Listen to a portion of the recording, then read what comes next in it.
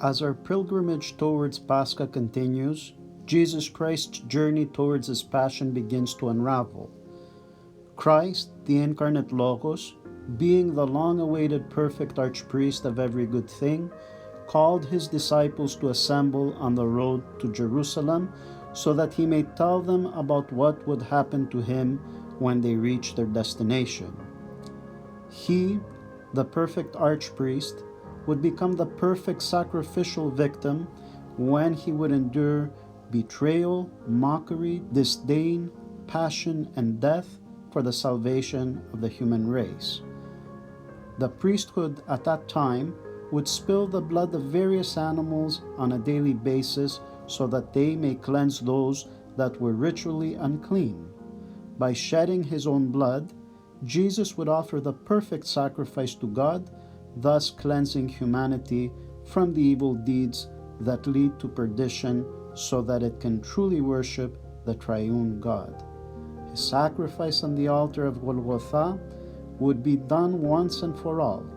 Yet, he left his disciples with a hope and guarantee that the story would not end there. He would rise again on the third day. As they were going to Jerusalem and believing in the possibility that the Messiah would fulfill their hopes, desires, and dreams of political freedom and power, James and John, the sons of thunder, approached Jesus for a favor. When he would come to his glory, to allow them to sit one on his right hand and the other on his left, and that they were willing to sacrifice everything for the love of Christ to achieve their goal. Christ replied to them that the cup he was going to drink, they would drink also, and the baptism he would be baptized with, they too would be baptized with. In other words, they too would suffer like their master. As for the sitting by his side, this honor is to be given by the Father, not because of their personal friendship with Christ, but according to their efforts, sacrifices, and the divine grace they received.